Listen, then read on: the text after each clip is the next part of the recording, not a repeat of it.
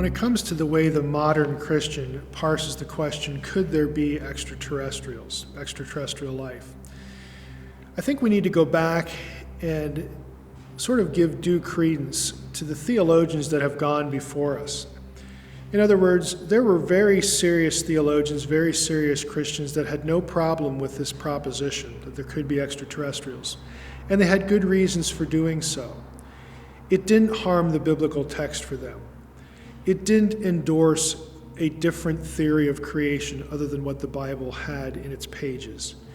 It didn't harm the atonement. It didn't harm the image of God. And it wasn't equated with demons. How did they think through this issue and not fall prey to any of these fears? And I think we need to sort of tackle these fears, and I'll call them myths, one by one. And it'll help us, again, process the question for our own day.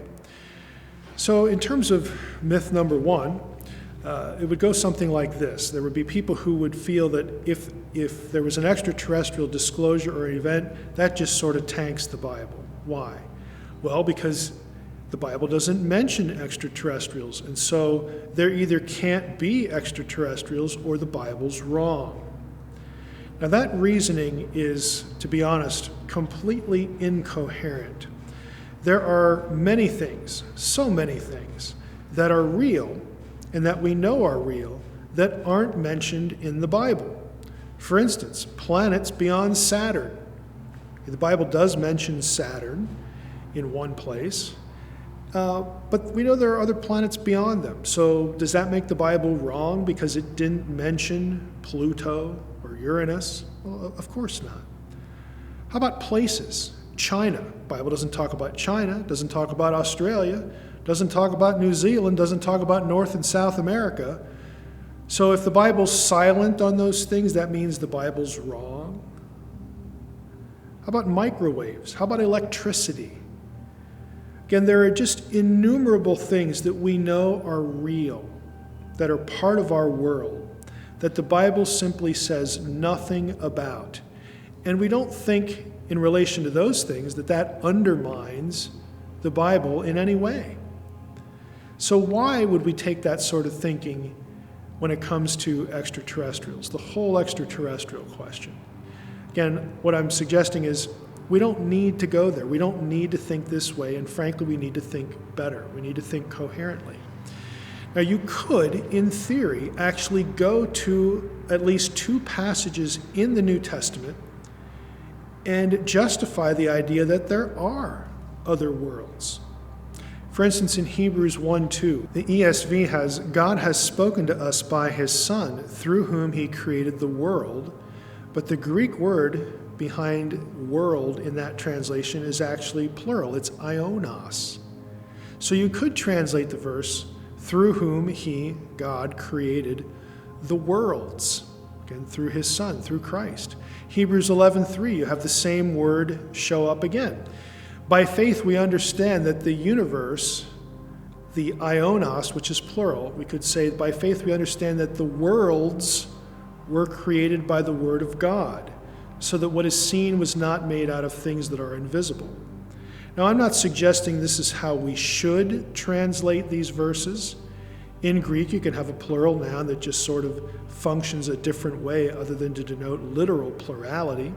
There are reasons why in that language a plural might show up, but you could actually translate these two verses to convey the idea that God has created other worlds.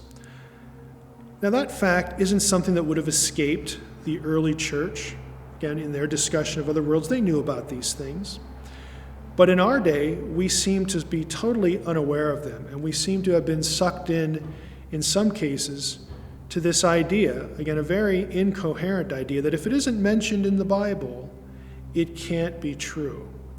Again, that's a myth, and it's something we need to dispense with, not only for the question of could there be extraterrestrials, but also, just generally, in could there be all these other things as well.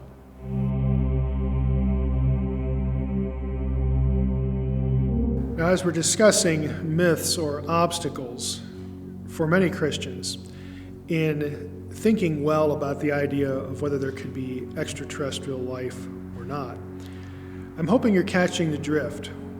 The idea of ancient astronauts, for instance, that sort of would repel many Christians from being positively predisposed to the question, is really a deeply flawed idea.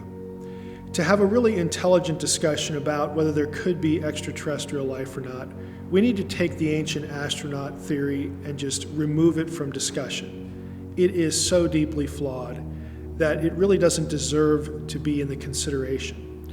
When it comes to the demonic element, and again, I think in some respects, something like alien abduction might be best explained by a demonic element, but alien abduction could be explained by other phenomena that psychologists and psychiatrists and people in other disciplines are well familiar with, things like sleep paralysis. So that phenomenon, whatever it is, doesn't prove that there are aliens or that aliens are doing bad things to people. So let's take that off the table too, and again, try to have an intelligent discussion about the bigger question. Would an extraterrestrial reality harm the faith, harm Bible-believing Christianity? Again, my answer is no.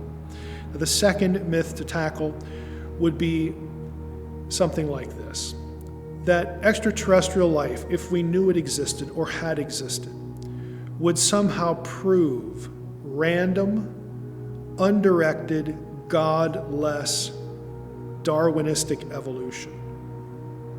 Now, I put it that way because there are some key terms there: random, undirected, and godless. Now, we know, again, those of us who do any reading in apologetics, the interface of science and Christianity, that many Christians, whether they be lay people or people in the hard sciences, don't have a problem with evolution. They would opt for something like theistic evolution. But what about those people who don't want to embrace evolution at all? Again, there are a lot of people in the church who would be very antagonistic to the idea of evolution from the get-go. They're the ones who are going to be more fearful of this or not. So on the one hand, we could dismiss this myth or this question by saying, hey, evolution's okay, God did it, this is the mechanism God used to put life here, and so on and so forth. And if there are extraterrestrials included in that, who cares? But let's try to approach it, again, from the person who really doesn't want to embrace evolution. I would say that this idea, again, this myth that the discovery of extraterrestrial life would prove godless evolution, is also incoherent. It would no more prove that idea than the idea of godless evolution proves our own existence. In other words, we still have a debate, and the debate isn't just within the religious community. The debate is within the scientific community. We still have a debate over whether evolution really is a comprehensive answer to human origins and the origin of life in general. So the myth itself doesn't really prove anything. Why couldn't an extraterrestrial, if it existed, have been specially created by God? How would we know that that wasn't the case? Why couldn't, we have some other view of the origin of that thing other than a godless evolutionary process? Now, that's very logically where the scientific community, as it stands now, wants the discussion to go, and they want to use the pursuit of discovering extraterrestrial life to sort of prove that point. But my point is that that doesn't have to be the case. It doesn't have to be the way the whole idea is framed.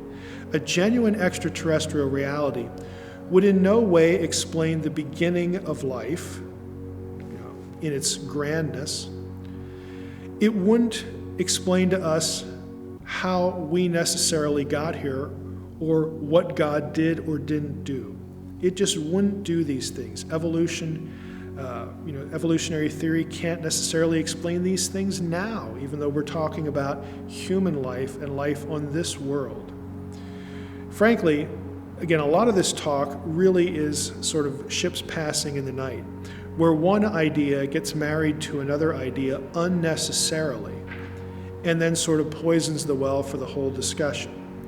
Now, I'll grant that this whole discussion is easier if you are at least willing to consider theistic evolution. Again, how organic matter evolves and how it came to be in the first place have nothing to do with whether they're aliens or not. Again, that's a much larger and deeper question. But if you don't, again, there's no logical necessity to link these two ideas. You could have an extraterrestrial that got here, if your view is by special divine creation, God speaking it into existence. If you believe that for human life, why can't you believe that for extraterrestrial life? Again, there's no necessary connection between these ideas, and so one doesn't prove the other.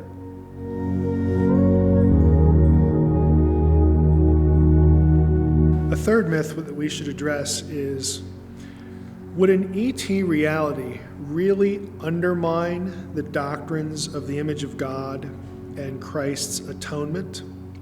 Now, you'll see this brought up a lot in the academic literature when it comes to the discussion of what an extraterrestrial reality would mean for mainstream religion. I would say that assumption, again, that an ET reality would undermine these ideas, is untrue in both cases. But let's take them in order. Let's talk about the image of God first. Now, to understand why ET doesn't undermine it, or wouldn't, we have to understand what the image means. And understanding what it means requires understanding what it doesn't mean first. Now, if you think biblically, if you go back to Genesis 1:26, which is sort of the reference point for the image of God, God creating human beings, male and female in his image, you read through the whole narrative, what you get are certain characteristics of the image. Whatever it is, men and women both possess it equally. You don't get it incrementally. In other words, you either have it or you don't. It's what makes humanity distinct from all other earthly creatures. It's somehow linked to God because it's his image. So it has something to do with God. And it's also passed on generationally. We know that from Genesis 5, where Adam and Eve have a child, and the imaging language is used of their child, just like it was in Genesis 1. So we have these characteristics, and then that leads us to ask, well, what might the image be then? I'm going to ask it negatively. What fails those criteria? Again, the criteria of men and women have it, it's equally possessed, it's not incremental, it's what distinguishes us from everything else in earthly creation. And again, it can be passed on. It has something to do with God. What fails those criteria? Well, I would suggest these things fail. They are not the image. Consciousness, conscious life, sentience or self-awareness, intelligence, your emotions, the fact that human beings are said to have a soul or a spirit, conscience, a sense of morality, the ability to communicate, all of these things can't be the image according to those criteria. You say, well, Mike, that just doesn't sound right, because I've heard the image of God defined as one or all of those things. And I'm sure that you have. But they actually do fail in terms of the scriptural criteria that I just laid out. We need to understand why.